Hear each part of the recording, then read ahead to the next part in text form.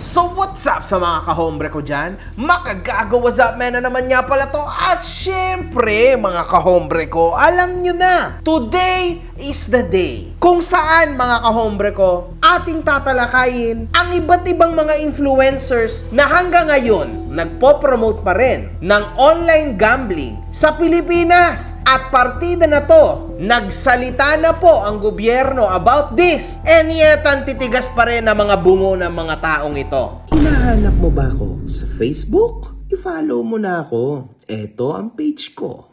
Sa mga hindi nakasubaybay, meron na tayong dalawang content ukol sa online sugal. I suggest na panoorin nyo muna ito para malinawan kayo sa context. Tinalakay natin sa last video ang pagka-delete ng mga account ni Boy Tapang, Sashna at Filipino celebrity na si Mark Fernandez. Sa kadahilan na nag-promote sila di umano ng online gambling. Pinabulaan na naman nila ito at nawala lamang daw ito dahil sa panandalian nilang mga violations. Sa ngayon, tatalakayin natin ang kalagayan ng online gambling promotions. Mapaligal man to, mapa-ilegal. At ang ating mga influencers of the day na mga matitigas sa mga muka ay sila Chooks TV, Hypebeats, at Bulldog. Nalaman naman natin mga kahombre ko na ang Senate, House of Representatives ay nagsanib puwersang puksain ang online gambling. Ang mga bill na kanilang mga final ay ayon sa kabuuang pagbaklas sa online gambling sa buong Pilipinas dahil nakakaapekto na nga ito sa mamamayang Pilipino, pamilya, lalong-lalo na sa mga menor. Convenient and unlike sa actual na mga sugal na kailangan mo ng interaction na ng ibang tao, ng kalaro. Dito parang convenient kahit nasa bahay ka lang, kaya mo mag-cash in, kaya mo maglaro. Kung ano ginagawa ko, dumidiskarte ako para mapaglaro lang, mapag-cash in.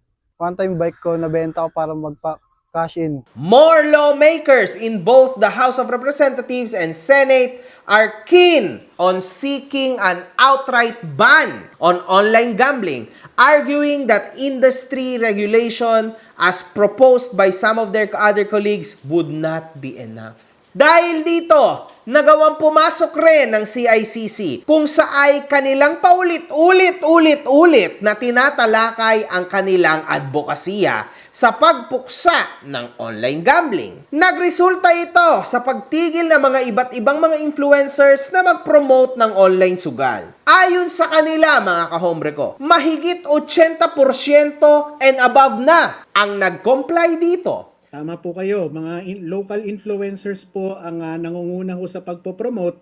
Kaya ho yung part ho nung panawagan ho natin, alam nyo kasi may 80% ho ng mga influencers na minomonitor natin yung nag-take down na ho ng kanilang mga content, no? So we sent them a letter inviting them na makipag-dialogo po sa atin kasama ang CICC at ang isa po sa mga intensyon ay ma-unmask po sino po yung mga ahente na nag-ooperate ho dito sa ating bansa nang sa ganun yun naman po yung susunod nating targetin. Ngunit meron pa ring mga natira na mga influencers na nagpo-promote. At ang kanilang tinatayo ang rason ay dahil legal ang kanilang pinopromote. Hanggang saan ba ikaw madadala ng pagkaligal ng pinopromote mo? Tingnan natin. Ayon sa CICC at Digital Pinoys, isa sa mga rason ng kanilang paglaban sa online gambling ay sa kadahilan ng may mga minor na nakakalusot dito. Noong pag-usbong ng Mobile Legends at pagka-addict ng mga Pilipino dito dahil sa ECQ, kasabayan rin dito ang paglitaw ng iba't ibang mga sikat na personalidad tulad ni Hypebeats TV, Chooks TV at Bulldog, kung saan tinatangkilik sila ng kanilang mga fans sa paglalaro ng ML. Obviously, logically speaking po mga kahombre ko, sino ba ang naglalaro ng ML? Lalong-lalo na nung panahon na yon. Mas nakakarami di hamak ang mga menor de edad. Siyempre, tama? Hanggang ngayon, yung mga menor noon, na mga nasa legal age na ngayon, obviously. Pero syempre, nakaladkad yung ibang mga minor din ng mga tao na ito. In short, Ang kanila pong fanbase ay nabubuo ng mga menor de edad. At yan ang kinakalaban at nilalabanan ng ating mahal na gobernansa, lalong-lalo na ng ating mga kaibigan sa CICC at Digital Pinoys. Tama ba? Yung merong maglarong mga menor. Kaso, ang fanbase po ng mga ito ay nabubuo ng more or less 70% menor de edad. Mga bata. Kasi yan po yung mga gamers. Sino ba naman ang tututok sa isang live stream na naglalaro ka lang? Ang isa ba na nasa 30 anyos, tututok ba habang naglalaro ka na sa live stream mo? You understand what's the meaning of this? You guys understand. Naintindihan nyo to. Logically speaking, ito yung pinaglalaban nyo. O pinaglalaban nating lahat. Pero, ngayon, nandyan pa rin po sila. At walang makapigil sa kanila. Nang bumagsak ang ML, bumagsak rin ang viewerships nila at ang kanilang mga kita. Kaya nagawa nilang kumagat sa easy money concept ng social media, which is ang pag-promote ng online gambling sa pag-alis ng ECQ. Kasabayan dito ang pagbalik ng mga tao sa kanilang trabaho at iba't ibang mga gawain. Ngunit ang mga taong karamihang nanatili dito ay ang mga menor de edad. Oh my God! Nagagawang mag-live na mga influencers na ito sa SOCMED in front sa kanilang mga binild na audience galing sa ML, which is karamihan ay mga menor de edad. At ang kanilang nilalive, online gambling. Clear? So kung ang pinaglalaban natin talaga dito, ang mga menor de edad, then dapat sila yung pinakaunang binaklas sa social media. Ayan lang naman ang para sa akin, no? Mapaligal o illegal, hindi natin pwedeng ialis na ang fanbase po ng mga natitirang to, ng mga influencers na to, literal po mga kahombre ko na mga bata. Hindi tama, no? Kung ito talaga, no, yung ipinaglalaban, sa totoo lang, sobrang grabing nasa mainit na waters na itong mga pangalan na ito. Like malala. Kaso hindi. Yung mga nadadali is yung mga taong tumigil na. Bakit ganon? Why is this happening? 'Di ba? Dapat itong mga to yung tunay na kino-call out. Kasi sila talaga yung ang fanbase nila mga bata. Iyan lang naman para sa akin. Tandaan niyo ito, mga kahombre ko, ha? Dahil po, mga bata ang naglalaro. Mapaligal man to o illegal, it's gonna be the same thing. Lalo na't nakikita ito ng mga bata sa kanilang mga iniidolo. Vulnerable po ang mga bata, for your information. So kapag idolo nila ang nakapanood na gumagawa o ginagawa itong laro na ito, automatically gagawin nila yan. Automatically yan, mga kahombre ko. At sige, sabihin na natin na may rules and regulations na matindi po ang PAGCOR, tama? Pero mga kahombre ko, hanggang saan yung regulation na yon? Napakadali pong pekein ng kung ano-anong mga documents para lang makapasok sila dun sa ine-endorso ng kanilang mga fans. It only takes one intelligent kid na malusutan yan, mga kahombre ko. Tas sunod-sunod na yan. For sure, nagagawa yan, mga kahombre ko. For sure. Lalo na sa panahon ngayon na sobrang techy na po ng ating mga kabataan, talagang kayang-kayang gawin yan. And that's the sad part. Sasabihin nyo, AMG, wag mo nang sabihin yan. No point kasi na-regulate na yan ng PAGCOR. no. Kasi kung ganun pala, valid din yung kaisipan, no, ng ibang mga tao na kasalanan ng mga magulang. Kaya nakakapag-online gambling ang mga bata. It's the same concept. Pero in this case, hindi po siya katanggap-tanggap. Kasi mapaligal o illegal, mga kahombre ko, same lang po ang bunga. At uulitin ko, ayan talaga yung pinaglalaban ng gobyerno, tama? Yung bunga na yun yung paulit-ulit nilang sinasabi. And yet, it's still here. It's everywhere. Isa pa, mga kahombre ko, ano ba ang diferensya ng legal at illegal sa mga bata? Tama? Wala. Kasi hindi naman nila alam yan eh. Mapaligal or illegal, wala pong idea or else walang kapake-pake ang mga bata. Ang gusto lang nila sundan lang yung kanilang idol. At yung idolo nila ay tinuturo sa kanila paano mag-register, paano mag-cash in.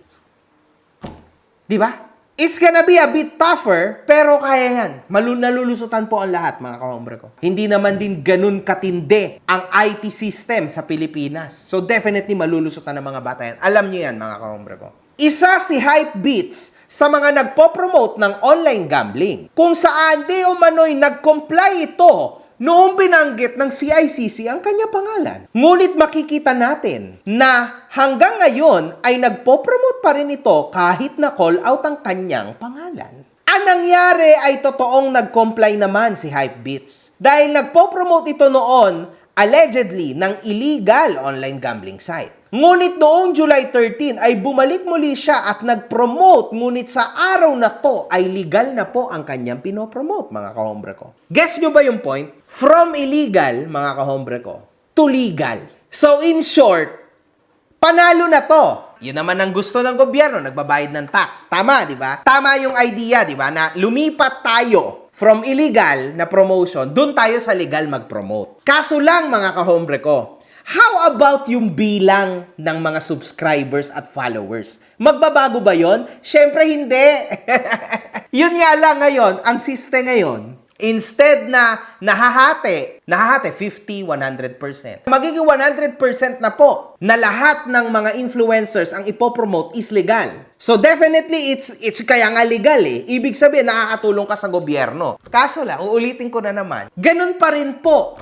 Massacre pa rin ang masang Pilipino. Kasi yung mga nagpo-promote dati, lilipat lahat dito sa kabilang side. Paglipat nila dito, ganun ulit yung influence na mabibigay nila sa mga tao. So in short, mga kahombre ko, masisira din na naman ulit ang buhay ng mga Pilipino. At yun ang ipinaglalaban. Nakakasira ng pamilya, nakakasira ng mentalidad ng mga Pilipino. Pangatlo, nakakasira sa buhay ng menor de edad. It's the same thing. Yun nga lang, nilegalize. Ano sa tingin nyo, mga kahombre ko? Comment kayo down below. Ayon din sa iba't ibang mga tanyag na tao, kanilang pinupuksa ang online gambling promotions dahil sa nakakasira ito sa buhay ng mga Pilipino at kanilang mga pamilya. Mapa-illegal man o legal, nakakasira pa rin. She explained that she filed the bill as the accessibility of gambling has exposed the most vulnerable sectors of society to addiction,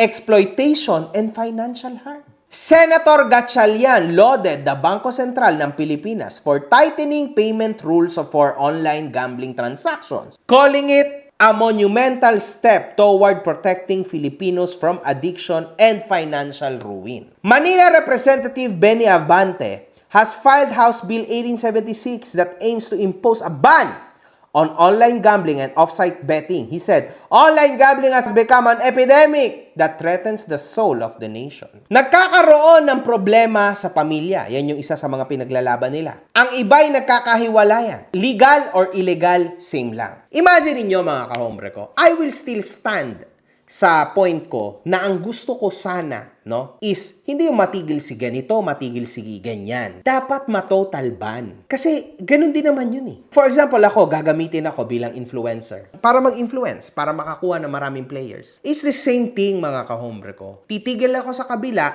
pupunta ako sa kabila. Ganun din. Yung influence ko sticks. My influence remains. Yung pinaglalaban natin dito, mawawala.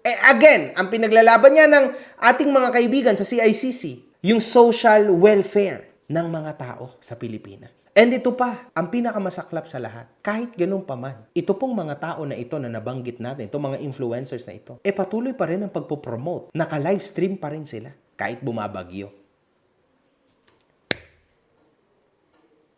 Di ba nakakalungkot? Kung kailan mas kailangan ng mga tao ng tulong, sila patuloy pa rin sa pagpopromote. Wala legal kasi.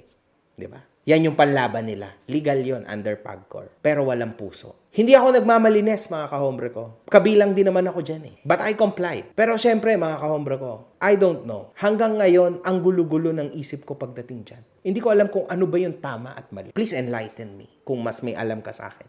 One love. Good fucking vibes. Mga putang ina nyo kayo.